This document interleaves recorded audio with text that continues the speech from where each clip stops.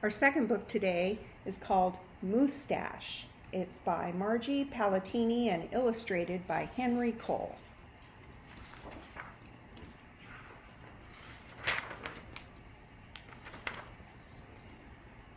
Moose had a problem, a horrible, hairy, prickly problem. It grew right below his nostrils and just above his upper lip. A moosetache. Now, not a few spare hairs or shy little stubble. No mere weak wandering whiskers on the upper lip of this moose. No siree. Moose had a big, bushy, bristly, mighty moosetache. But a moosetache that was a burly, surly, mangy mess. And it itched a lot. Sure, he plucked and he tweezed. He even clipped, snipped, and teased. But his combs were still cowards and his brushes rebelled. His scissors simply surrendered. Moose was in a frizzy tizzy.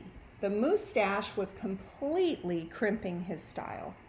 He was a great hoofer, but he could barely bop and hip-hop with a moosetache going flip-flop. He was a wonderful chef, but he simply could not flambe his souffle with all of those whiskers in the way.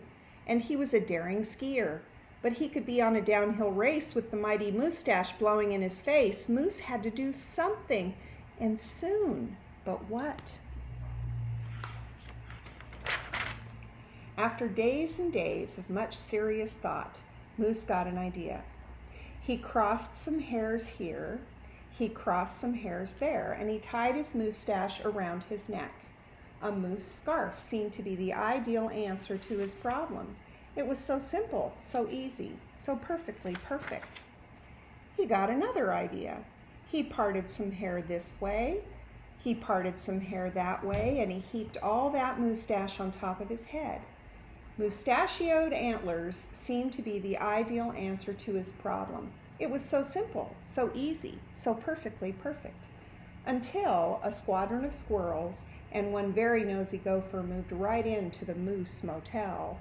They huddled and hoarded, furrowed in, burrowed out. Needless to say, it became quite crowded up there on Moose's head, and heavy and messy. But now what? What? The miserable moose took hold of a hunk of hair and he wrestled it. Then he roped it. He tethered, tied, tamed. Aha, a moose tail. Now that was so simple. That was so easy. That was not so perfectly perfect. Talk about a dizzy do. Moose didn't know if he was coming or going. Backward, forward, this way, that. He didn't know which end was which. Moose had to bail on the tail. And so he thought and thought and thought some more, but no other idea was a worthy winner. Braids were a bother. A moosetache sweater? Too sweltering. Net? Not.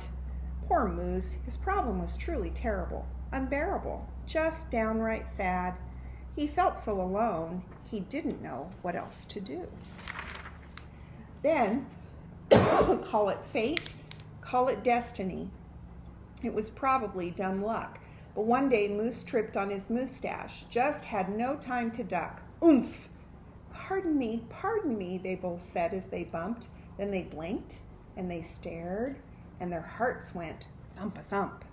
She was a moose with a bouffant so bodacious, outrageous. Well, it was just plain old big.